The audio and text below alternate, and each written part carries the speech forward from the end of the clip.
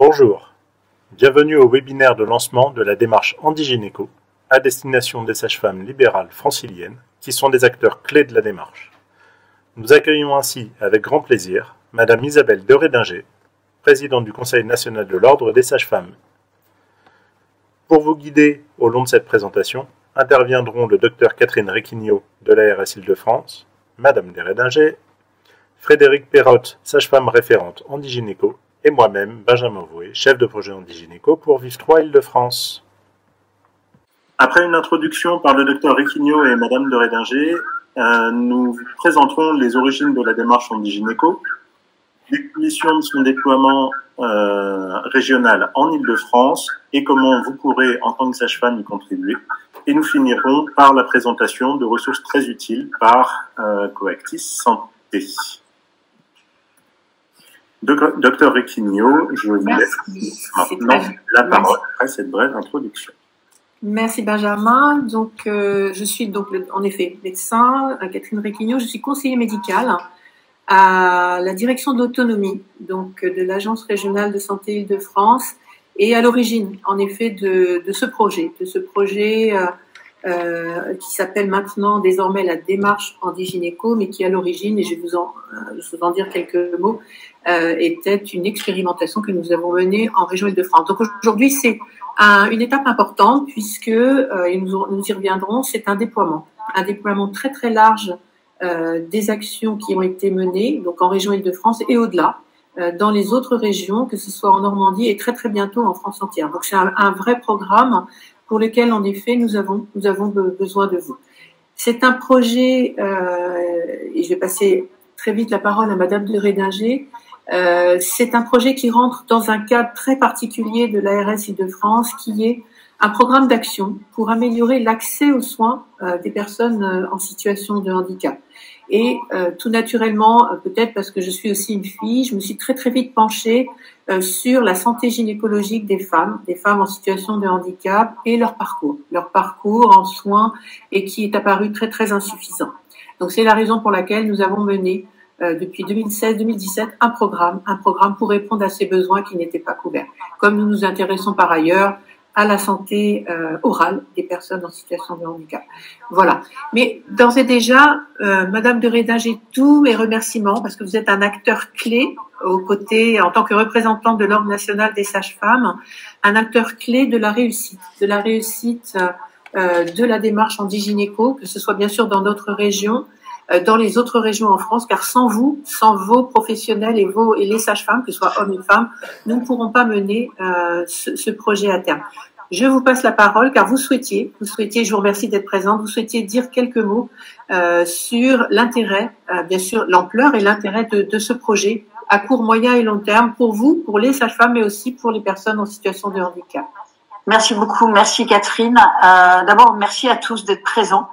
Déjà, nous sommes nombreux, c'est un signal positif. Je pense d'ores et déjà pour l'avenir et pour le déploiement, la généralisation d'Handigynéco sur Île-de-France. Je voulais bien sûr tous vous remercier Benjamin, remercier ma consoeur aussi, Frédéric, qui est présente et qui anime ces séances de formation auprès de mes consoeurs et de mes confrères. Pourquoi l'ordre est présent et pourquoi l'ordre s'engage? C'est relativement simple, ça part d'un constat.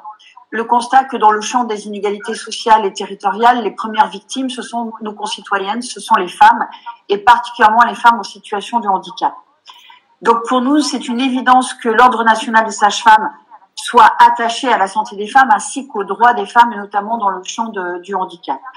Il m'était important de rappeler que nous avons formulé un plaidoyer qui s'appuie d'ailleurs sur vos travaux. Ce plaidoyer a été le fil conducteur que nous avons développé au cours de la campagne électorale présidentielle. Et ce plaidoyer s'appelle la campagne Santé pour toutes. Et il met en lumière, il a comme objectif en lumière les difficultés d'accès aux soins des femmes. Et surtout, il a comme objectif de convaincre les politiques d'en faire une priorité de santé publique. Et j'espère bien que nous y arriverons. C'est aussi pour moi l'occasion de rappeler que nous sommes inspirés de vos premiers travaux qui datent de 2016 et que vous présenterez tout à l'heure, visant à recenser, ou plutôt la faiblesse de l'offre de soins plus que l'offre de soins des femmes en situation de handicap.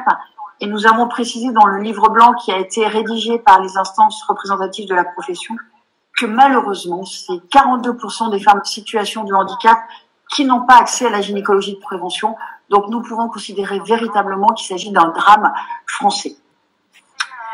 C'est donc une évidence effectivement d'être présent aujourd'hui pour rappeler notre soutien et notre engagement dans le dispositif. Et je voulais tout particulièrement, alors non pas oublier les autres acteurs de la santé des femmes et les mettre de côté, mais m'adresser à mes consoeurs et mes confrères. Je sais qu'il y a des confrères qui sont présents là. D'abord pour les rassurer sur le niveau de compétence que nous possédons si vous souhaitez vous engager dans le dispositif de généralisation. Pourquoi? Parce que c'est un dispositif qui mobilise déjà nos compétences acquises et que nous mettons à disposition des citoyennes, j'ai envie de dire, auprès de 3 dimensions. La première qui est la dimension du soin en gynécologie obstétricale, qui mobilise déjà nos compétences scientifiques, techniques, médicales et bien sûr nos compétences relationnelles qui sont présentes. La deuxième chose, c'est une mobilisation aussi d'un champ d'expertise qui est celui de l'éducation à la vie affective et sexuelle, qui est nécessaire à tous les âges de la vie, à tous les moments de la vie, et qui est très ancré, d'ailleurs, vous l'avez souligné, et vous le soulignerez tout à l'heure dans le dispositif anti-gynéco. Et un troisième champ d'expertise que nous mobilisons au quotidien, c'est celui de la lutte contre les violences sexistes et de la lutte contre les violences faites aux femmes. Donc cet ancrage, il est déjà présent dans nos pratiques professionnelles et ces compétences qui sont acquises et qui sont présentes et que nous mettons à disposition des citoyennes permettent et vous permettront d'aborder plus sereinement et de façon opérationnelle les consultations de gynécologie pour les femmes en situation de handicap. Car il est aussi important de rappeler que si le handicap est un frein à l'accès aux soins, il ne constitue pour autant aucunement un frein à une prise en charge gynécologique adaptée et je tiens à le souligner, bienveillante pour les patientes concernées. J'espère que vous serez amenés à intervenir dans une logique, la logique de gradation des soins qui est le dispositif anti-gynéco, puisque vous n'êtes pas seul et vous ne serez pas seul pour ceux qui vont s'engager. Vous vous inscrivez dans un parcours de soins qui est coordonné. On a de la chance de pouvoir parler de parcours de soins coordonnés dans une vision actuellement un peu dégradée de notre système de santé. Anti-gynéco s'appuie justement sur une gradation des soins et non sur une vision dégradée du système de santé. Vous ne serez pas seul et pas isolé, aussi bien dans vos interventions auprès des patientes que dans vos interventions dans les établissements médico-sociaux. Vous serez accompagné tout au long de vos interventions et c'est encore une fois l'occasion de souligner le travail d'expertise de ma consoeur et de mes consoeurs qui faciliteront vos interventions dans ces structures. Et je vais quasiment m'interrompre là, mais j'avais envie de terminer mes propos et de conclure en précisant que certes, ce n'est plus du tout l'objet de présenter des vœux pour l'année 2023. Pour autant, je souhaite vraiment, aujourd'hui et pour la suite, que vous soyez nombreuses et nombreux à vous inscrire dans ce dispositif. Je souhaite aussi vivement, et l'ordre accompagnera à tous les acteurs pour que celui-ci soit généralisé sur tout le territoire français.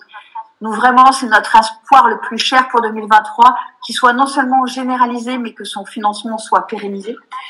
Et là, c'est plus la présidente de l'ordre, mais c'est la directrice d'école de sage-femme. Et je sais que nous allons vraiment faire un partenariat en école de sage-femme pour former aussi les étudiants en formation initiale. Donc, je souhaite que demain ou après-demain, tous les étudiants sage-femmes puissent bénéficier d'une formation dédiée pour que chaque femme en situation de handicap ne se retrouve plus discriminée par sa situation, mais qu'elle retrouve un accès légitime aux dispositifs de santé que nous pouvons co-construire et co-porter. Merci beaucoup du coup de participer à cette journée et surtout d'ores et déjà merci de vous y engager. Merci Madame de Rédinger, je crois que votre message enthousiaste et très très positif en tout cas moi me touche profondément parce que c'est vrai que c'est une aventure qu'on a commencée il y a 3 ans et demi, 4 ans, mais qui était avec beaucoup d'incertitudes et en effet vous voir à nos côtés et aux côtés aussi des autres ARS comme vous avez été aux côtés de l'ARS Normandie récemment est vraiment très important parce que sinon on ne pourra pas faire grand chose. Je vous propose d'avancer, Benjamin, et d'aborder en quelques mots les origines de la démarche anti-gynéco pour vous comprendre aussi un peu la logique de ce qui a été notre programme de travail. Je vais vous présenter quelques chiffres, je vais m'appesantir sur quelques-uns, mais vous aurez bien sûr le diaporama et je vous adresserai, vous aurez des publications qui vous permettront d'avoir la totalité des éléments. La suivante. Aux origines de la démarche, Handigynéco, qui vous apparaît en violet, donc qui va être déployé entre 2023 et 2026, remontons dans le temps, en 2016-2017, et ça a été une saisine du directeur de l'autonomie de l'époque, Monsieur Marc Bourquin, qui m'a dit en arrivant, il faut que tu mettes en place un programme pour améliorer l'accès aux soins des personnes en situation de handicap, comme je vous l'ai dit.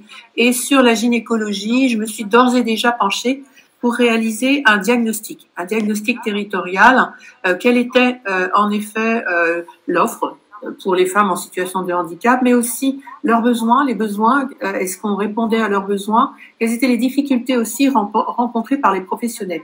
Ça nous a permis, notamment d'ailleurs avec Madame Perrotte, qui était déjà dans l'aventure, de réaliser une première cartographie des ressources en Île-de-France. C'est ce qu'on avait appelé à l'époque l'étude Handigynéco.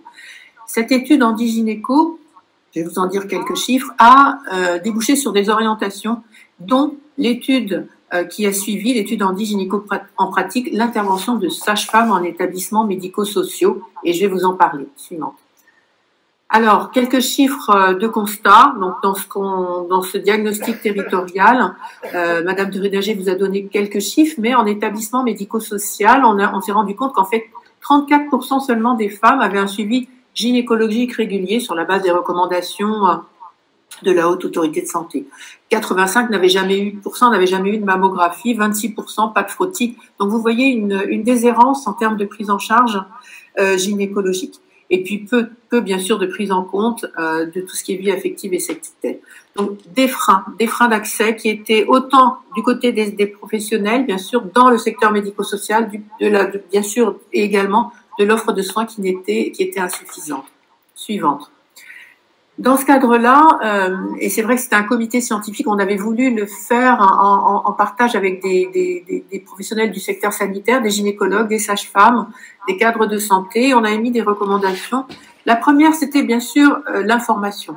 L'accessibilité sur l'information concernant l'offre disponible. Et là, on a du chemin encore à faire, et c'est ce qui attend aussi Benjamin dans le cadre du redémarrage de cette démarche, pouvoir avoir et afficher pour tous, partager et accessible pour tous une cartographie des ressources pour le parcours gynécologique des femmes en situation de handicap. Communiquer, évidemment, sensibiliser sur l'importance de ce dépistage, pas uniquement auprès des femmes et des familles, mais aussi des établissements médico-sociaux, de tous les acteurs qui sont concernés par la santé des femmes. L'organisation des soins, on va en reparler, insuffisance d'accès aux soins, insuffisance de partenaires, ça c'est important. Former les différents acteurs, on en a déjà parlé, pour pouvoir intervenir auprès des femmes handicapées, il faut être formé. Comment communiquer avec des femmes qui n'ont pas accès à la parole, ça c'est important. Les freins financiers également, on l'a abordé, et c'est tout l'objet aussi de ce projet, de cette démarche Handigynéco pour lequel nous avons réussi à avoir des fonds et des financements nationaux. Suivante. Alors, Handigynéco en pratique est issu de ce constat. Pas suffisamment de professionnels.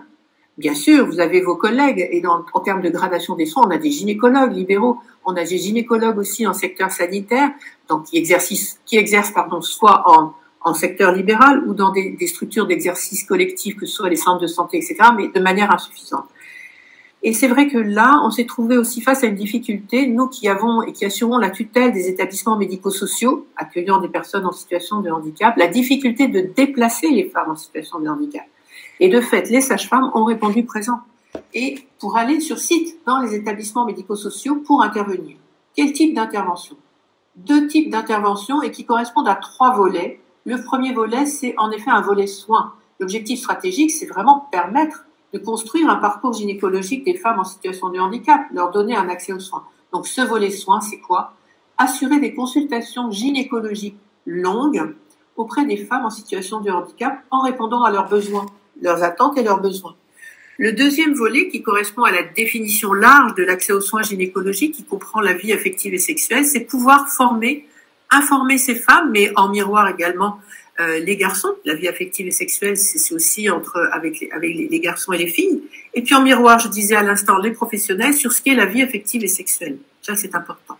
Et le troisième volet, c'est tout ce qui concerne en effet la prévention des violences faites aux femmes, qui est un fléau, je le dis de cette manière-là, dans nos établissements médico-sociaux, oui, par manque d'information et de formation de ce qui est possible de faire pour les personnes en situation de handicap. Les indicateurs d'impact, bien sûr, vous les avez, mais je n'y reviendrai pas dessus. Ils sont assez classiques. Alors, Handigynéco, c'est quoi? Ça a été une expérimentation en 2018-2019 jusqu'à mi-2020. 22 sages-femmes libérales formées au handicap, volontaires. Frédéric Perrotte vous parlera de la formation. Sont intervenues dans 40 structures médico-sociales très diverses, femmes, MAS, foyers de vie, etc., dans 5 départements. 760 femmes ont pu bénéficier de l'ensemble du programme, que ce soit les ateliers ou les consultations. Et 434 femmes ont pu bénéficier de consultations gynécologiques longues. Vous avez aussi les ateliers qui ont été réalisés. Donc, un programme d'information qui comprend, comme vous l'avez compris maintenant, des interventions individuelles sous forme de consultation et des interventions collectives sous forme d'ateliers sur la vie affective et sexuelle et les violences. Quelques résultats phares. Oui, juste en préambule, l'examen clinique était bien sûr adapté à chaque femme. On a également dû répondre à des interrogations de la part des professionnels. Un examen gynécologique, ce n'est pas systématiquement la pose d'un spéculum. Non, un examen gynécologique, ça pouvait être, qui était adapté, soit une consultation blanche qui permet de répondre à la familiarisation, bien sûr, de chaque femme sur ce qu'est la vie affective, le corps, l'anatomie, une mise en confiance, ça permet de libérer la parole, notamment pour le recueil des violences. Un examen à minima, vous voyez ce qu'est un examen à minima, ou un examen plus complet pour celles qui avaient une vie affective et une vie sexuelle, et ça c'était important de pouvoir rattraper le manque de suivi gynécologique aussi de ces femmes par les examens complets. Suivante. Alors, quelques résultats. Bon, ça c'est le profil des femmes. Je vais passer rapidement. Donc, c'est 434 femmes qui ont été vues en consultation. Vous voyez, bon, on voit que 67% d'entre elles avaient déjà eu une consultation gynécologique, ce qui n'était pas mal dans cette cohorte. 28%, un tiers avaient eu des rapports sexuels, ce qui est peu. On avait toutes sortes de types de handicap. Handicap intellectuel, polyhandicap, d'autres types de handicap, autistes également. Donc, vous voyez, ça dépend aussi des populations. Ce qui était intéressant, c'est que 64% avaient eu une mammographie. On a trouvé que c'était un chiffre qui était assez élevé, donc ça dépend bien sûr de la cohorte. Suivante. Mais globalement, on avait quand même une insuffisante suivi gynécologique. Alors, en termes de suivi, les sages-femmes ont réalisé, bien sûr, comme vous l'avez vu, un examen plus ou moins complet et elles ont dépisté des pathologies. J'ai 37 femmes de cette cohorte, c'est quand même 8,5% de ces femmes. Et 74% de ces anomalies qui ont été dépistées, ou pathologies, peu importe du terme, étaient d'ordre gynécologique, vulvo-périnéal, mammaire, etc. Et puis d'autres pathologies. Donc, elles ont eu là un vrai rôle d'acteur du soin de dépistage et, bien sûr, en réponse, elles ont orienté, on a parlé tout à l'heure de la gradation des soins, Madame de Rédinger, vers les confrères, soit pour des actes d'imagerie, de radiologie, ou des conseils de sexologie, de prévention, dépistage, etc., ou de gynécologie plus appropriée avec un spécialiste au décours de leur examen. Donc ça a été vraiment en termes aussi de suite du parcours de soins, quelque chose de très important, puisque derrière le suivi aussi a été effectué par les sages-femmes, mais aussi par les établissements médico-sociaux. Donc ce n'est pas uniquement un examen gynécologique sec, mais ça a été tout un parcours et une prise en charge qui a été mise en place. Suivante. Alors, en ce qui concerne le second volet, vie affective et sexuelle, globalement, on n'a pas eu de surprise, des connaissances très limitées des femmes sur la vie gynécologique et puis le suivi, et puis la vie affective et sexuelle. Adaptée et bien sûr selon la connaissance et les fonctions cognitives, la compréhension de ces femmes. Donc c'est vrai que vous avez quelques chiffres là, on a premièrement adressé un questionnaire à toutes les femmes et puis celles qu'on avait vues, qui ont été vues en consultation, on leur a posé les mêmes questions. Vous avez quelques chiffres, je vais en commenter quelques-uns qui sera sur les consultations. 43%, la moitié désirent un suivi gynécologique, dépistage, prévention. Elles veulent aussi une information, que ce soit toutes les femmes, elles veulent une information sur la vie affective et sexuelle. Mais globalement, elles connaissent pas, elles savent pas, et ça c'était sur les chiffres du haut, qu'est-ce que c'est un préservatif, à quoi ça sert, une contraception, à quoi ça sert. Donc il y a vraiment un chemin à faire pour les conseiller, les informer, leur corps. Regardez, 48% ne connaissent pas les différentes parties de leur corps, ce qui était assez étonnant. Donc c'est étonnant, mais oui et non. Donc là, on a vraiment un rôle à jouer et les sages-femmes ont un vrai rôle d'information à jouer auprès de cette population. Suivant, Benjamin. Alors, les violences. Le troisième volet sur les violences, c'était vraiment un volet important qui rentrait dans le plan violence faite aux femmes, donc en 2018-2019, que les agences régionales devaient mettre en place pour répondre à ce plan national. Donc, évidemment, le protocole des violences n'induisait pas ces violences. On a fait très très attention, mais néanmoins, dans les questionnaires, on a identifié des cas de violence. 111 femmes, donc parmi les 354 de l'accord, dont 25% ont déclaré des violences. Et vous voyez les types de violences sur cette diapositive: physique, sexuelle, verbale, physique en milieu familial ou en milieu institutionnel. Les violences sexuelles, elles étaient présentes, 26%. Vous voyez, c'est quand même pas négligeable. Mais paradoxalement, elles étaient connues. Elles étaient connues de l'établissement médico-social, mais le fait d'avoir un contact privilégié avec chaque sage-femme lors d'une consultation et un face-à-face ont permis de libérer la parole et de faire remonter à la surface aussi ces violences qui parfois étaient anciennes, mais qui réémergeaient et qui nécessitaient d'être reprises en considération peut-être pour un accompagnement. En rouge, on vous a mis surtout là le rôle, là où les sages-femmes ont été très, entre guillemets, bien sûr, le mot n'est pas péjoratif, utile, parce qu'elles ont permis de mettre en exergue et de révéler des violences qui n'étaient pas du tout connues de la part des familles et surtout de l'institution. Et là, elles ont permis de mettre en place un accompagnement et une réaction de la part des établissements par rapport à ce que les femmes ont fait remonter. Et puis 21 femmes ont demandé un accompagnement et qui ont été pris en considération. Vous voyez donc quand même un sujet important. Suivante. Alors, qu'en est-il des professionnels? Et c'était l'intérêt aussi, et c'est tout l'intérêt de ce programme, c'est que la sage-femme, c'est un seul et même interlocuteur qui s'adresse aux professionnels, mais également aux personnes en situation de handicap. Et de fait, elles ont pu aussi comprendre quels étaient les desiderata et les demandes de formation des professionnels. Globalement, en miroir des personnes handicapées, aussi un manque de formation. Et là, on voit bien, je vais peut-être pas commenter tous ces chiffres, mais on a un besoin de formation, un besoin de compréhension également de ce qui est possible de faire sur la vie affective et sexuelle, ce que je peux, le mot n'est pas là, mais autoriser ou comprendre. Et puis, par contre, sur les violences, des professionnels qui sont, qui demandent de l'aide, entre guillemets. Ils ne savent pas comment se comporter, vers qui me tourner. Quand je constate de l'aide, j'ai vu qu'il y avait une violence, mais vers qui je puisse me tourner pour pouvoir prendre en compte ces violences. Donc là aussi, un rôle aussi important sur les relais. Et la cartographie dont je parlais tout à l'heure est importante parce que ces relais sur le territoire, en cas de violence avérée, de plaintes, etc., sont importantes pour les sages-femmes à connaître. Suivant. Donc, en conclusion, avant de repasser la parole à Benjamin, on a quand même des actions, et c'est la raison pour laquelle ce programme a été retenu, parce que ce soit la méthodologie ou les actions qui ont été menées ont permis de comprendre et de dégager des résultats qui sont probants, qui nous permettent de dire on est utile à quelque chose, et surtout l'intervention des sages-femmes est très utile. Elle a permis de combler l'insuffisance de suivi gynécologique. Oui, chez 25% des femmes vues en consultation, ça a été quand même un bénéfice qui doit perdurer dans le temps. Des pathologies méconnues, oui, donc ça c'est très important également. On passe la main derrière, mais on a dépisté des pathologies qui jusqu'alors étaient ignorées. Détecter des violences également, et surtout comprendre l'importance de cette information pour cette vie affective et sexuelle, comprendre ce qui se passe. Là, on n'a pas parlé, bien sûr, mais il y a aussi tout ce qui est consentement à un acte, à une vie affective, etc., entre un homme et une femme, qu'ils soient handicapés ou non, tout ça c'est important, et accompagner les professionnels. Donc l'intervention des sages-femmes, oui, dans le cadre de ce qui nous intéresse, nous, sur le suivi gynécologique des femmes en situation de handicap, c'est un énorme plus et une énorme brique qui vient combler ce déficit pour cette population en déshérence de suivi gynécologique. Et nous, l'objet de cette démarche, c'est en effet de construire l'avenir de demain, un parcours gynécologique à court, moyen et long terme, avec en effet bien sûr tous les autres acteurs du parcours gynécologique que sont les gynécologues et les autres acteurs qui nous concernent aussi sur la vie affective et sexuelle.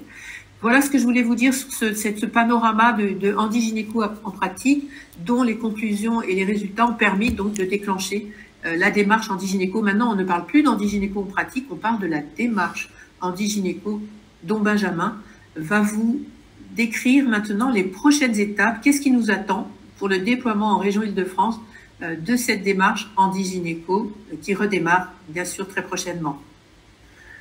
Merci beaucoup pour cette présentation très complète. Donc, à partir de maintenant, Frédéric Perrotte, que vous connaissez pour certaines, et moi-même, qui formons l'équipe Handigynéco Île-de-France, allons vous présenter ce déploiement en région.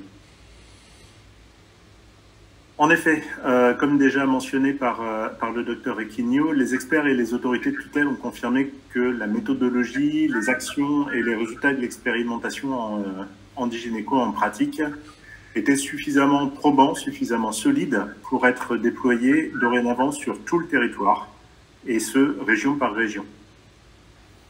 Les principes qui soutiennent la démarche Handigynéco ont ainsi été inscrits dans la feuille de route de la stratégie nationale santé sexuelle, et plus précisément dans sa déclinaison en approche populationnelle, avec pour objectif d'améliorer l'éducation à la sexualité et la prise en charge gynécologique des personnes handicapées quand elles sont accueillies en établissements médico-sociaux. Cette approche, elle répond également aux objectifs de la circulaire du 5 juillet 2021, qui sont de promouvoir le respect de l'intimité et des droits sexuels des personnes en situation de handicap accompagnées en établissement, mais aussi de lutter contre les violences. Ce déploiement national, qui est soutenu par le Conseil interministériel du handicap et piloté en région par les agences régionales de santé, a en conséquence commencé en 2022 dans 3 régions, la Normandie, l'Île-de-France, pour ce qui nous concerne aujourd'hui, et la Bretagne, et concernera toutes les autres régions à partir de 2023. Alors, comment se déroule ce déploiement dans chaque région? Il commence d'abord par la sélection des sages-femmes libérales qui sont volontaires, et c'est important, pour participer à la démarche. C'est la phase qui nous intéresse directement aujourd'hui. Ensuite vient la formation aux spécificités des handicaps, puis, pour faire un appariement entre sages-femmes et établissements, l'identification de ces établissements qui pourront vous accueillir une fois que vous serez formés. Tout ceci est organisé dans une démarche projet, avec un chef de projet par région, et je remplis moi-même cette mission pour l'Île-de-France. Mon rôle est ainsi d'animer, d'accompagner et d'organiser vos interventions en établissement, mais aussi d'accompagner ces établissements afin de faciliter les interventions. C'est également de vous aider à repérer les ressources en professionnels sur votre territoire d'intervention qui pourront vous aider à construire un parcours de soins dans une logique de gradation de ces soins et pour favoriser un accès aux acteurs spécialisés pour chacune des thématiques poursuivies. Pour finir, nous partagerons une boîte à outils qui appuiera l'ensemble des acteurs dans leurs activités. Qu'est-ce que tout cela représente pour l'Île-de-France? Entre 2023 et 2026, soit sur 4 ans, nous prévoyons de former 77 nouvelles sages-femmes, sachant qu'une vingtaine a déjà suivi la formation depuis 2018. Pour celles qui seront formées, vous pourrez intervenir dans les 232 établissements médicalisés franciliens présélectionnés, majoritairement des foyers d'accueil médicalisés et des maisons d'accueil spécialisées. Vous pourrez réaliser au sein de ces établissements des consultations longues, on en a déjà parlé, en aller vers, au bénéfice d'environ 2600 femmes handicapées, à raison d'une consultation par an. Ces consultations qui prennent, on le sait, plus de temps donc, que les consultations classiques, qui nécessitent des déplacements en structure, feront l'objet, bien sûr, d'une valorisation financière dont on reparlera tout à l'heure. Enfin, les sages-femmes animeront dans ces établissements des ateliers collectifs de sensibilisation et d'information sur les thématiques vie affective et sexuelle, prévention des violences faites aux femmes. Les personnes, femmes et hommes, le docteur Equinio l'a bien mentionné tout à l'heure, qui sont accueillis en établissement, ainsi que les professionnels d'accompagnement, car c'est vraiment primordial de toucher le plus de monde possible, bénéficieront de ces quelques 2000 ateliers. Vous serez pour toutes ces actions accompagnés par Vive3 Île-de-France, qui contribue activement au projet Handigynéco depuis 2016, depuis l'étude Handigynéco, notamment au travers du SAPPH, le service d'accompagnement à la parentalité pour personnes handicapées. Vive3, pour ceux qui ne connaissent pas encore, c'est une entité qui regroupe les unions régionales qui gèrent les activités à caractère sanitaire et social du groupe mutualiste Vive. Pour l'Île-de-France, ça représente 53 établissements répartis entre 4 pôles métiers, dont le pôle soins et handicap qui va gérer le projet Handigynéco. Comment est-ce que tout cela s'organise en pratique?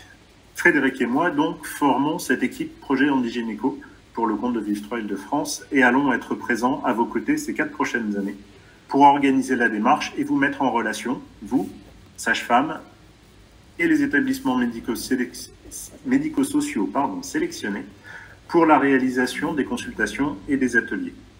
Nous vous accompagnerons dans le cadre d'une convention qui nous permettra notamment de régler ces interventions, mais aussi de mettre à votre disposition tous les moyens nécessaires à la réalisation de ces activités. Nous serons également en relation de proximité avec les établissements qui vont, eux, s'engager dans la démarche par l'intermédiaire d'une charte. Cette charte permettra de faciliter vos interventions et contribuera au bon déroulement de toutes les actions. Enfin, un comité de pilotage regroupant des représentants des principales parties prenantes, représentants d'associations gestionnaires, acteurs ressources, représentation des familles, entre autres, veillera au développement de l'action Handigynéco et à son enrichissement continu. Je laisse maintenant la parole à Frédéric qui va vous parler plus en détail de la formation, parce que c'est la première étape qui va nous intéresser. Bonjour à toutes et tous, donc Frédéric Perroche, je suis sage-femme, référente et effectivement je suis sur le projet depuis le début et on a donc travaillé sur cette formation des sages-femmes spécifiques pour vous accompagner et ma mission c'est de participer à cette formation, de l'animer, c'est évidemment d'être un contact privilégié pour vous avant, pendant et après cette démarche Handigynéco et de collaborer avec Benjamin pour la suite des événements. Cette formation, elle s'intitule « Pratique de la consultation gynécologique et animation d'ateliers sur la vie affective, sexuelle auprès de femmes en situation de handicap ». Elle est animée par des intervenants experts qui vont être soit en situation de handicap, soit dans des associations aussi de personnes en situation de handicap, par un psychologue Olivier Couder qui connaît extrêmement bien le champ du handicap et par moi-même. Elle est destinée aux sages-femmes libérales qui font former au suivi gynécologique. C'est un prérequis. L'idée, c'est de pas revenir sur ce qu'on peut faire en suivi gynécologique et ce qu'on doit faire. Ça, c'est su avant la formation. Il y aura 3 jours consécutifs en présentiel dans le 14e à l'Institut Paris-Brune. 3 sessions prévues en 2023, 3 sessions prévues en 2024, avec un maximum de 15 personnes pour que ce soit interactif. Parce que si on fait une formation comme ça, avec il y a des jeux de rôle, on ne peut pas faire une formation avec trop de personnes, ça n'a aucun intérêt. Donc on se limite pour l'instant effectivement à 15 personnes par session. Elle est organisée par l'Institut de formation Alvéis et elle sera pour le coup prise en compte par l'ARS dans le cadre de la convention que vous signez si vous vous engagez dans cette démarche. Les prochaines sessions, vous pouvez dès à présent les noter pour vous inscrire le 17, le 18 et le 19 avril 2023. Les objectifs. On va développer des nouvelles compétences professionnelles, mais avec évidemment des choses, comme vous l'avez déjà entendu depuis le début par Madame de Rédinger et Madame Riquignot, des choses qu'on connaît déjà en tant que sage-femme. Évidemment, on ne repart pas de zéro, au contraire. Et c'est pour ça que les sages-femmes ont toute leur place dans ce parcours d'ailleurs. Par contre, on va apprendre des choses, ou en tout cas, on va consolider des choses sur les spécificités du handicap. Comment on réalise une consultation chez une femme en situation de handicap, quel que soit son handicap. Et là, on échange des pratiques professionnelles, parce qu'il y a des sages-femmes qui savent déjà faire des choses aussi. On intègre ça dans sa pratique, dans un parcours de soins, dans une logique de gradation des soins, ce qu'on fait aussi déjà. Quand on ne sait pas, qu'on se pose des questions, eh bien, on appelle un ami, parce qu'évidemment qu'on n'est pas tout seul dans ce parcours-là, pour n'importe quelle patiente d'ailleurs. On va repérer, accompagner les violences faites aux femmes. 4 femmes sur 5 en situation de handicap subissent des violences. Les femmes autistes subissent extrêmement des violences très précocement. Donc c'est un sujet mais vraiment d'actualité. On essaye en tout cas de mettre en lumière beaucoup plus aussi avec les associations de femmes victimes de violences. Donc on va prévenir, dépister, orienter. Mais ça aussi, ce que vous faites déjà dans la vie de tous les jours, dans vos cabinets. Et puis le fait d'en parler aussi lors des ateliers collectifs qui vont être à la fois pour les hommes et pour les femmes et pour les professionnels, dans le but de rassurer, de permettre à la parole de s'ouvrir et de pouvoir accompagner les femmes qui sont demandeuses, même quand les violences ont, en tout cas dans l'handigynéco en pratique, c'est ce qu'on a vu, même quand ces violences ont été finalement prises en charge, accompagnées au début. Et puis, on va aussi sensibiliser aux enjeux de la vie affective, sexuelle et de l'intimité. parce qu'on va travailler sur quelles sont nos représentations de la sexualité pour nous, pour la société, et c'est quoi aussi les représentations dans le champ du handicap. Et là, on a de toute façon un vrai travail à faire personnel, hein, et puis aussi collectif. On va parler des aspects psychologiques, parce qu'il y a évidemment des situations de vulnérabilité surajoutées, et législatifs qui sont liés à la sexualité des personnes en situation de handicap. On va repartir, vous allez repartir, mais moi aussi d'ailleurs, parce que la boîte à outils qu'on fabrique à chaque formation, eh ben, elle s'agrandit de ce que vous pouvez nous apporter toutes et tous comme complément. Ça, c'est une photo d'une sage-femme qui fait la pratique anti-gynéco et qui nous l'a envoyée. Et chaque outil peut être intéressant. Il faut s'approprier son propre outil pour pouvoir s'en servir. Et il faut que ça réponde à un objectif pour que ce soit évidemment efficace. Donc là, c'est des propositions d'outils qui peuvent se partager et d'autres, bien sûr, pourront implémenter la prochaine formation du mois d'avril. Je repasse la parole à Benjamin. Merci beaucoup. Merci Frédéric pour tous ces éclairages. Alors, une fois formé, vous pourrez participer activement à la démarche Handigynéco. Qu'est-ce que ça veut dire concrètement pour chacune?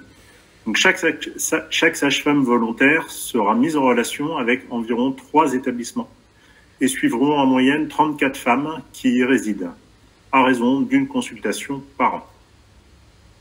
Elle pourra y réaliser également 4 ateliers collectifs à destination des professionnels et plusieurs ateliers à destination des personnes handicapées en fonction du nombre de personnes hébergées.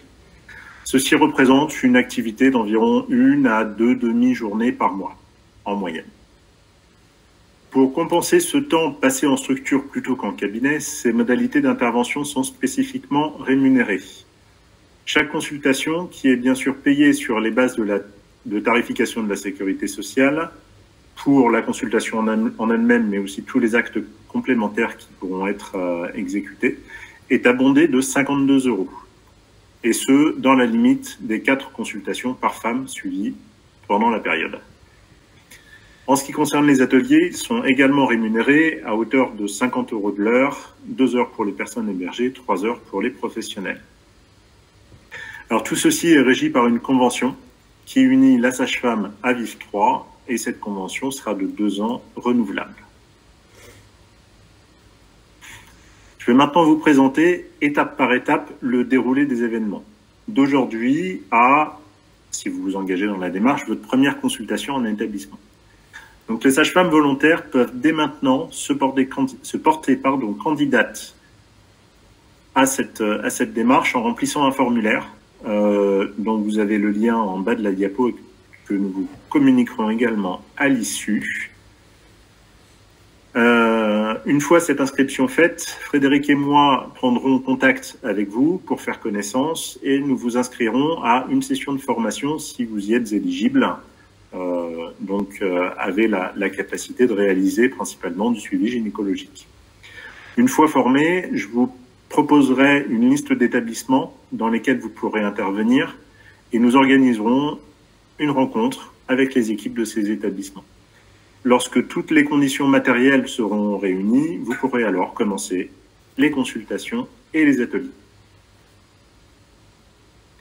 Au fur et à mesure de vos interventions et des besoins identifiés, vous pourrez vous appuyer sur un écosystème d'acteurs et de ressources qui répondront aux besoins de chacun des 3 volets. Dans une logique de gradation de soins, nous pourrons mobiliser par territoire d'intervention des professionnels qui sont aptes à recevoir des personnes en situation de handicap sur différents champs. Sur les volets vie affective et sexuelle et violences faites aux femmes, des centres de ressources et des associations spécialisées, que vous connaissez probablement déjà pour certains, pour contribuer à enrichir les réponses qui seront apportées aux personnes en fonction de leurs problématiques et accompagner des situations particulières. Un exemple de ces centres de ressources, qui commence à être bien connu de tous car précurseur dans le domaine, c'est la plateforme Intimagir Île-de-France, portée par le CREAI Île-de-France. C'est un point d'entrée unique pour les thématiques de la vie affective et sexuelle, de la parentalité et des violences faites aux femmes. Thématiques qui nous intéressent toutes dans le cadre d'Handigynéco. Sa vocation est de soutenir l'ensemble des intervenants dans le champ du handicap et de promouvoir l'autodétermination des personnes handicapées. Comment est-ce qu'on peut mobiliser cette plateforme? Une permanence téléphonique est disponible et des événements réguliers pourront être mis à profit dans le cadre de cette démarche. À ce propos, d'ailleurs, un webinaire Sexualité et handicap est organisé la semaine prochaine, vendredi 24 février, de 13h à 14h. N'hésitez pas à vous y inscrire. Les acteurs partenaires du centre de ressources pourront donc, une fois sollicités, étayer l'action ou prendre le relais en fonction des problématiques à traiter. Les points de contact sont présentés ici. Vous pourrez les retrouver dans cette présentation que nous vous diffuserons à l'issue du webinaire. D'autres ressources pratiques que vous utilisez peut-être déjà dans votre activité professionnelle seront exposées pendant la formation et vous accompagneront dans ces nouvelles activités. Deux d'entre elles, Santé BD et HandiConnect, ont depuis plusieurs années trouvé une place de choix dans le champ du handicap et ont été étendues aux thématiques qui nous intéressent assez récemment.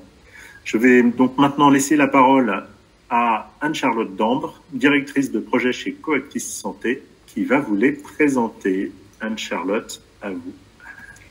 Oui, bonjour à toutes et tous. Merci beaucoup pour cette invitation. Donc, je représente l'association Coactis Santé qui développe des outils concrets pour faciliter l'accès aux soins des personnes en situation de handicap. Son objectif, c'est de limiter les renoncements aux soins, d'encourager l'autodétermination des personnes, de contribuer à accompagner les professionnels de santé et les professionnels de l'accompagnement pour qu'ils soient dotés d'outils qui permettent le dialogue. Nous développons deux projets, HandiConnect et Santé BD, qui s'adressent à la fois aux patients en situation de handicap, aux aidants, familiaux ou professionnels, et aux professionnels de santé. Notre méthodologie s'appuie systématiquement sur l'expertise de nombreux acteurs dans le domaine scientifique et dans le domaine de l'accessibilité pour créer des outils utiles, des outils nouveaux sans refaire l'existant et qui ont le souci d'intégrer les personnes en situation de handicap dès le début de la création de ces outils et également les professionnels de santé. L'idée, c'est de ne faire jamais pour nous, sans nous, donc inclure les personnes, les cibles directement dans la création de ces outils.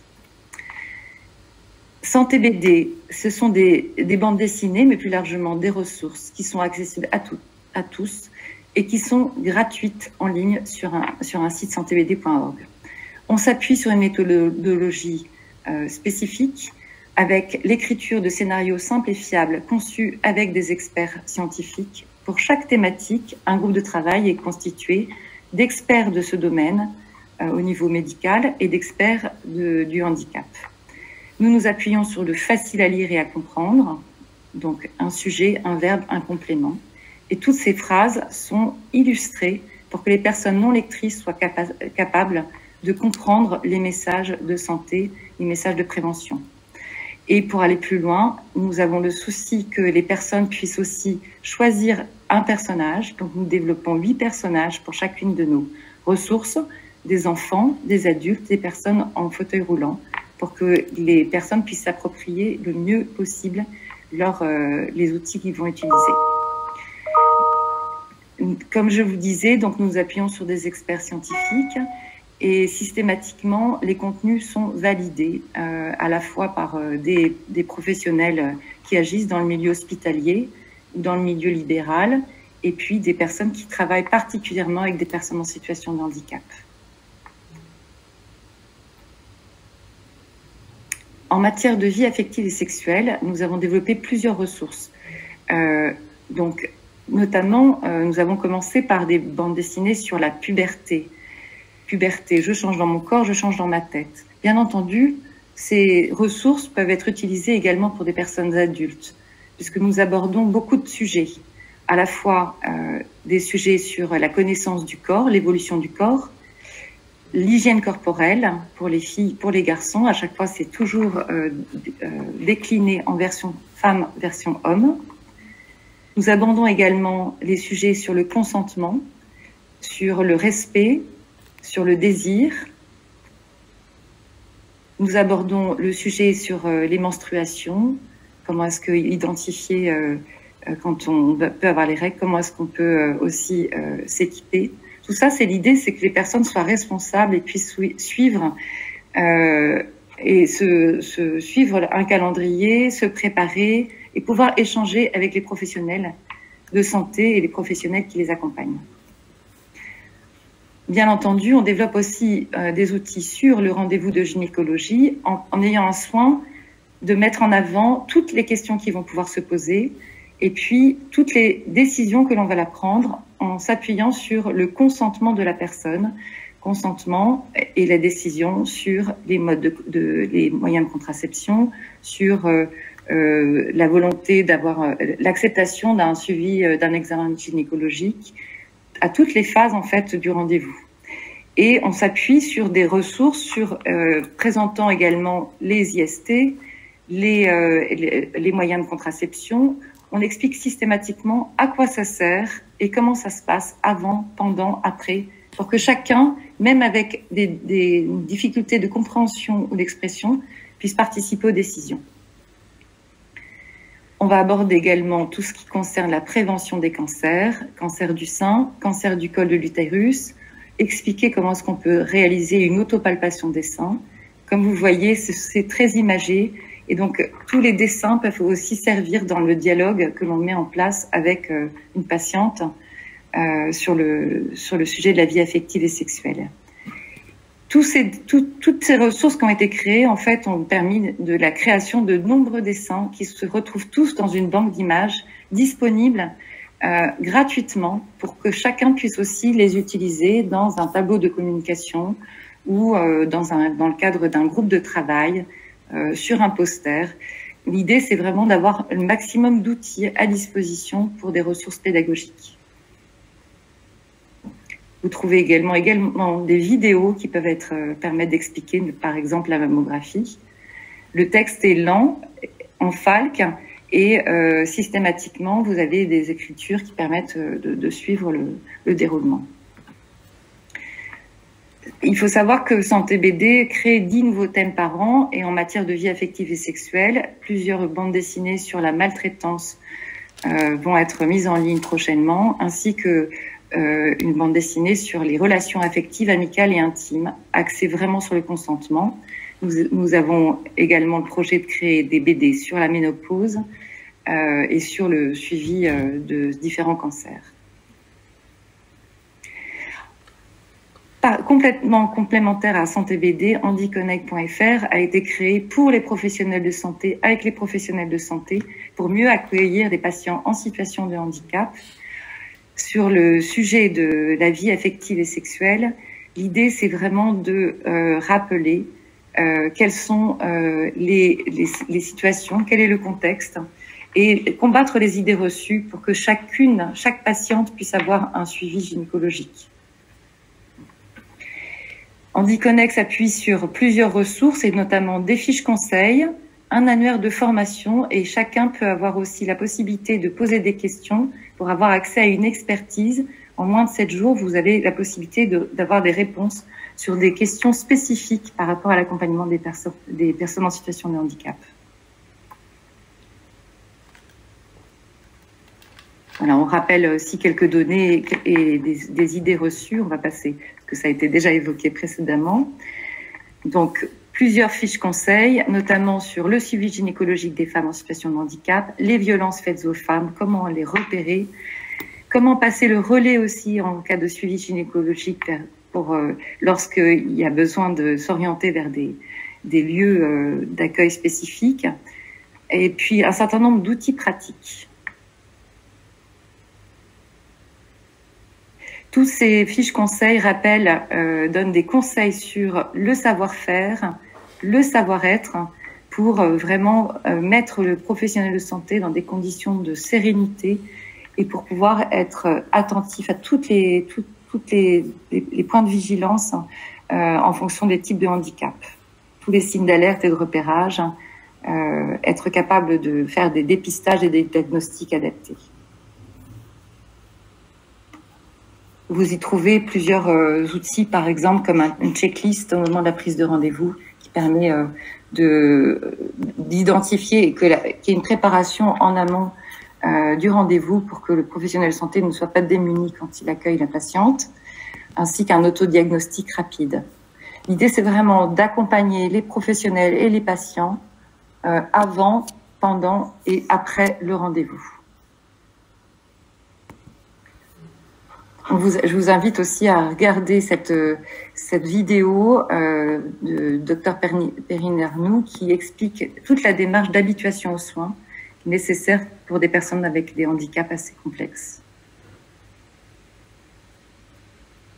Voilà, on a aussi des fiches sur les repères juridiques qui permettent en fait à chaque personne d'être informée de ce à quoi elle a droit et puis comment est-ce qu'on arrive à recueillir le consentement des personnes, même avec des difficultés de communication.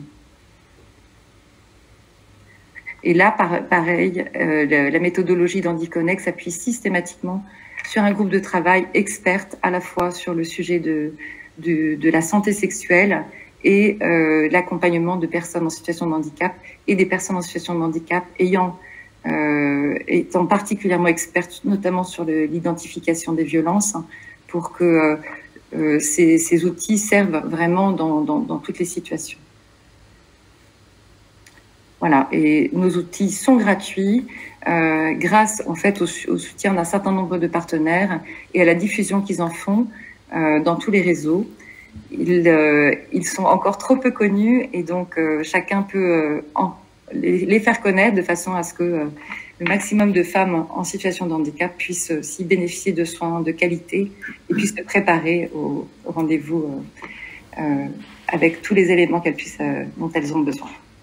Merci beaucoup pour votre attention. Merci beaucoup Anne-Charlotte. On va revenir quelques instants sur la démarche HandiGynéco en elle-même pour vous en présenter les prochaines étapes.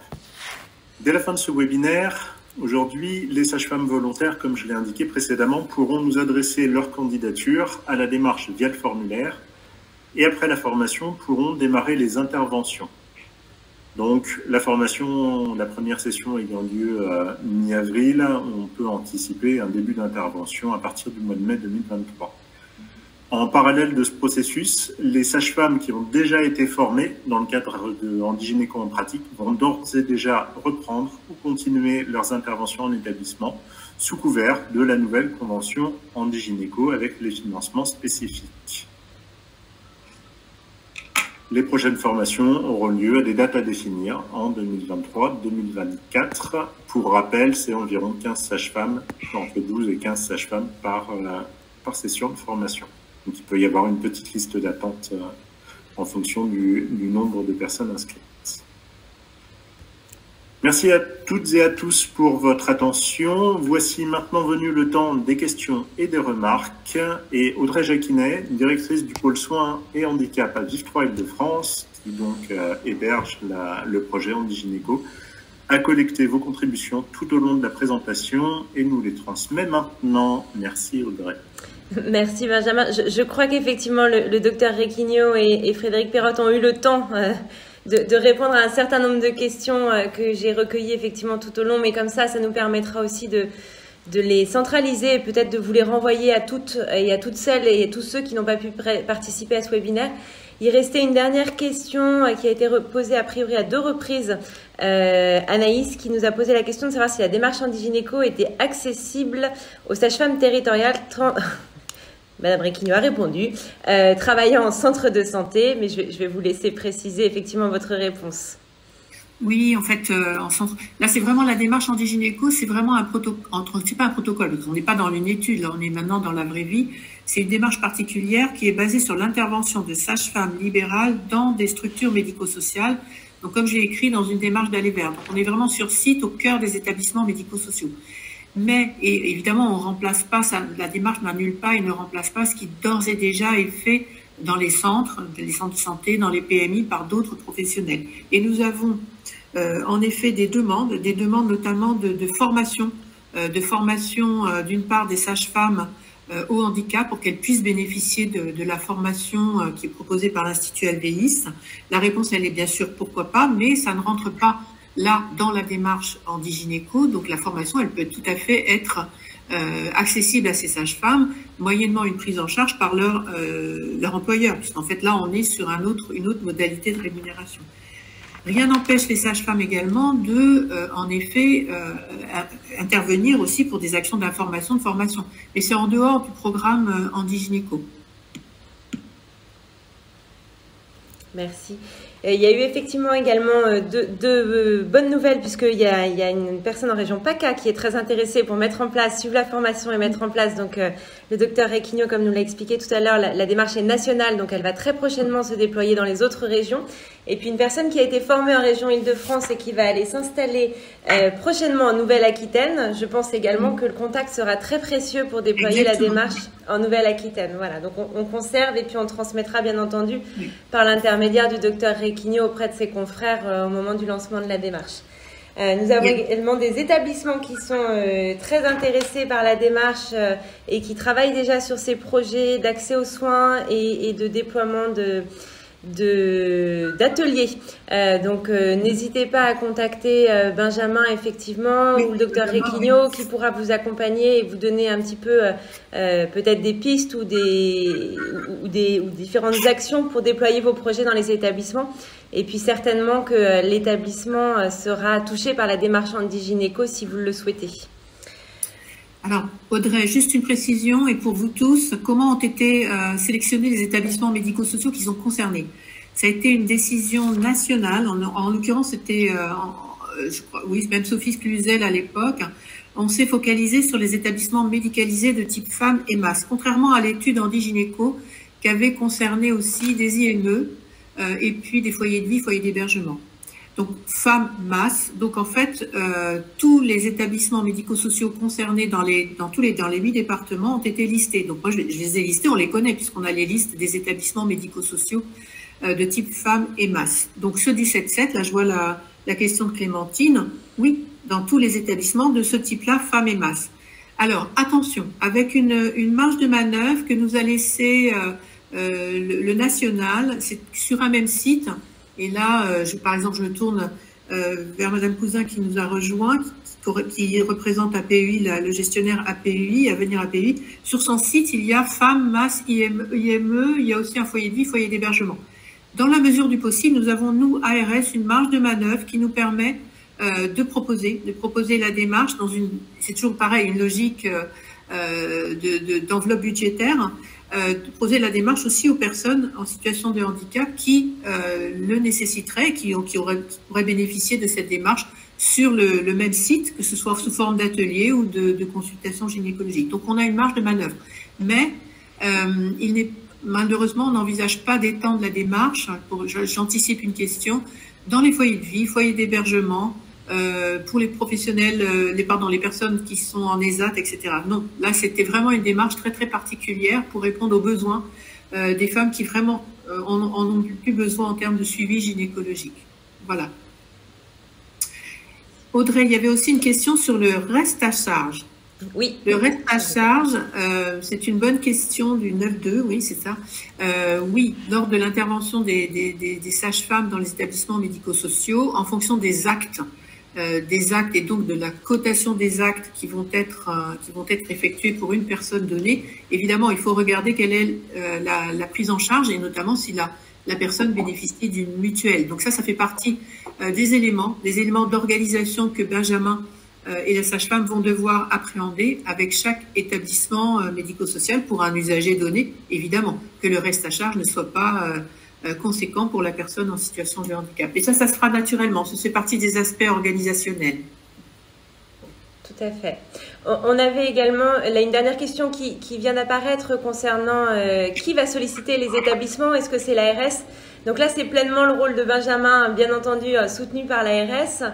Mais effectivement, on va battre le rappel auprès des établissements, se faire connaître. C'était aujourd'hui un premier lancement de cette démarche, mais on va aller solliciter les établissements pour leur parler ou leur reparler de la démarche. Et bien entendu, on se tournera rapidement vers le foyer Clémentine qui semble très intéressé par la démarche. Donc, oui. on vous note. Voilà. On avait également une question sur la formation. Pour celles qui ont déjà suivi la formation, donc la formation a déjà eu lieu en 2018. Aujourd'hui, c'est effectivement le même contenu de la formation, hein, Frédéric, c'est ce que vous avez reprécisé. Oui, j'ai répondu pour Héloïse qui a participé effectivement. Oui, les sages-femmes qui sont déjà formées, qui ont déjà participé à la démarche et qui ont été formées en mars 2022, bien sûr qu'elles peuvent réintégrer la démarche, le parcours là sans aucun problème, sans refaire la formation. Donc là, c'est ces fameuses sages-femmes qui vont pouvoir démarrer dans le calendrier que vous a présenté Benjamin en mars et pas après la formation du mois d'avril. Ouais. Voilà, je pense que je n'ai pas oublié de questions. J'ai essayé de faire le tour normalement. Pas normalement, oui. On a répondu au fur et à mesure. On rédigera un mini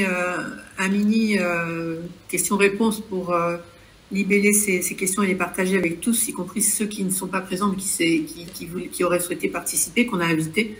Donc c'est important en effet que tout le monde ait les réponses. Pour compléter, pour les établissements, en fait, les établissements vont rentrer dans la démarche petit à petit parce qu'en fait, certains sont prêts, d'autres ne seront moins prêts. C'est vrai que pour qu'il y ait une réussite et que les actions soient déployées, eh bien, il faut qu'il y ait un établissement qui soit moteur aussi, avec un référent qui puisse s'engager aux côtés de la sage-femme. Donc tout ça, ce sont des aspects organisationnels très importants, mais que Benjamin va très très bien expliquer aux établissements. C'est pas parce qu'on veut qu'on peut. Il faut aussi pouvoir accueillir les sages-femmes, avoir accès au dossier médical et que ce soit fluide pour que ça se passe bien et que les actions soient mises en place très très rapidement. Et tout ça, ça va se faire de manière naturelle, comme on l'avait fait d'ailleurs pour Andy Gynéco en pratique, à l'époque avec Sabrina Edili, qui était la première chef de projet. Et ça s'était très bien passé. Les établissements étaient rentrés petit à petit en fonction, bien sûr, de leur disponibilité. J'ai bien pris note des 2 noms d'établissements qui viennent de s'afficher. Et puis, bien entendu, on vous transmettra à l'issue de cette présentation le PowerPoint pour une diffusion un peu plus large.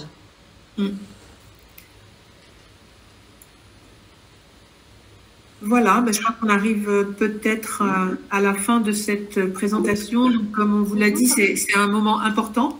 On vous remercie tous pour votre participation. Excusez-moi, docteur Requigno, on a une main qui se lève. Désolée, du dernier moment, enchantée. Merci à toutes et tous pour tous ces éléments.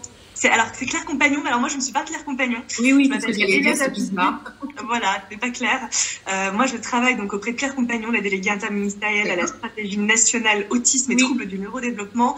Et je suis en charge, donc je m'appelle Ella Daboussi, et je suis en charge du pilotage du projet Maison de l'autisme. Et donc, je suis désolée si j'ai loupé l'information à un petit moment, ça a un petit peu bugué d'un point de vue de la connexion. Je voulais juste vous demander sur les BD dont vous avez parlé, BD santé. Ça m'intéresse beaucoup, à beaucoup d'égards. Pourquoi? Alors déjà, est-ce qu'elles sont d'ores et déjà en circulation accessible? Est-ce qu'elles sont déjà faites ou est-ce que c'est déjà encore un projet? Ça, c'était ma première question. Je crois que j'ai loupé l'info.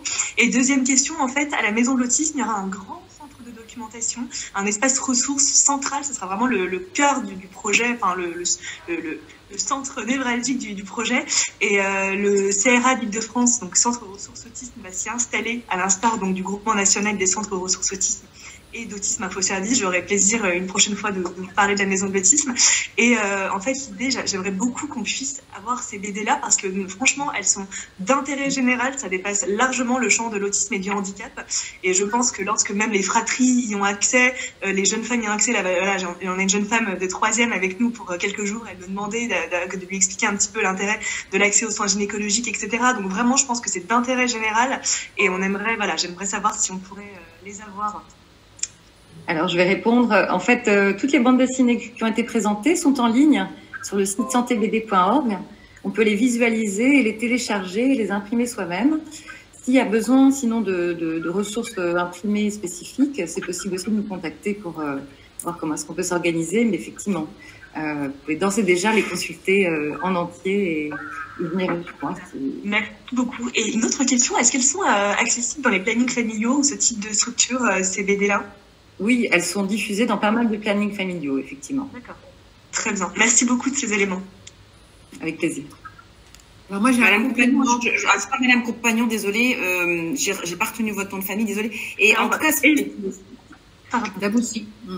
Oui, c'est une bonne nouvelle de cette maison de l'autisme. C'est vrai que si on n'oublie pas l'accès aux soins gynécologiques dans la maison de l'autisme, ce serait génial. Oui, au demeurant, j'ai fait alors là, on est encore en rewriting on réécrit les contenus, etc., etc. On a une version bêta avec un site en maintenance. On est en train de prendre tous les retours des usagers sur la maison numérique de l'autisme parce qu'on a une maison physique à Aubervilliers au métro Front Populaire qui va ouvrir le 2 avril prochain, donc pour la journée mondiale de sensibilisation à l'autisme et qui sera inaugurée par le président de la République a priori dans la foulée. Et la deuxième chose importante à retenir, je crois, que il y a un pendant numérique, donc une plateforme maison numérique en fait de l'autisme et j'ai fait la demande là juste en vous écoutant justement que l'on renvoie vers le dispositif Handigynéco parce que c'est très très important qu'on puisse y renvoyer, donc ça sera fait. Voilà. Super, merci beaucoup. Et là, moi j'en profite, mais ce sera peut-être l'occasion en effet, puisque moi je travaille avec mes collègues sur la région Île-de-France qui sont en charge de l'autisme, de vous informer que les handiconsultes, puisque vous avez aussi des handiconsultes, des centres de consultation dédiés en soins somatiques. Nous en avons maintenant 6 en Île-de-France et ils vont être spécialisés pour accueillir des personnes autistes. Et la gynécologie fait partie de l'offre. Donc ce sera peut-être l'occasion d'un contact privilégié pour vous informer sur la cartographie en effet des ressources pour notre région, au-delà de Handigynéco, qui peuvent en effet être très, très intéressants. Et puis pour finir, on a aussi... on a le centre Intimagir, je ne sais pas si Lydie JB est encore là. On a un groupe de travail sur les violences faites aux femmes en situation de valeur. On est dans le même groupe. Voilà, je n'ai rien dit alors. Donc voilà. Donc on a pas mal de ressources. Lydie est là, je la vois, en effet, qui nous concerne tous pour les populations autistes. Et la gynécologie est vraiment au cœur des besoins de ces femmes. Et donc pour y répondre, on a quand même pas mal de ressources. Super, merci infiniment. Je vois dans le chat, je vais noter toutes les bonnes adresses. Merci beaucoup en tout cas de ces éléments. D'accord. Alors j'ai recopié dans la conversation l'adresse vers le formulaire d'inscription. Vous la retrouverez dans la présentation et également si vous faites une petite recherche internet sur le site de l'ARS Île-de-France, il y a une page dédiée à la formation. Il n'y a pas les bonnes dates suite là maintenant, mais qui va être mise à jour. Oui, elle va être mise à jour dans 24-48 heures, je pense. Donc plein d'endroits où nous retrouver. Je vous laisse le mot de la fin, Dr Requigno. Oui, peut-être juste un mot de remerciement, et puis en particulier, bien sûr à vous tous, et puis Madame de Rédinger pour votre soutien, car vous êtes un personnage quand même, bien sûr clé, mais quand même ce soutien de l'Ordre national des sages-femmes est important. Mais et pour vous dire que nous travaillons aussi, nous avons travaillé dans ce souci de partage, de construction, et que nous ne sommes qu'une pierre aussi dans ce parcours. On est là vraiment un parcours pour construire l'offre de soins. Donc en fait, tous mes remerciements pour vraiment votre soutien. Et puis nous nous retrouverons en effet bientôt, au mois d'avril, chez vous. C'est cela. À Nantes, parce que la saisine et la prochaine pierre à cet édifice, c'est aussi former donc les futures sages-femmes, les élèves des écoles de maïeutique au handicap. Et là, on va tester donc ce module qui est issu de l'expérimentation et de la démarche Handigynéco auprès des élèves de votre école pour peut-être le déployer plus largement ensuite dans les autres écoles. Donc vous voyez, c'est une aventure qui est des briques, c'est sous forme de briques qui se construisent progressivement. Et en tout cas, un grand merci pour votre soutien et puis ces futures collaborations pour tous, donc dans cette démarche Handigynéco. En tout cas, à très bientôt. Merci Catherine, moi aussi je suis enthousiaste, alors je l'étais déjà préalablement, mais de voir effectivement d'un côté ces besoins qui sont identifiés de tous côtés, et puis toutes les volontés des uns et des autres prêts à s'engager, et ce lien entre qui fait un pont, qui est l'expertise, le savoir et la mobilisation de tous, je pense nous permettre de vraiment appréhender 2023 avec beaucoup d'espoir, beaucoup d'énergie, et nous serons aussi relais de ces informations sur le site du Conseil national de l'Ordre des sages-femmes. Merci beaucoup. Merci à tous. Belle journée.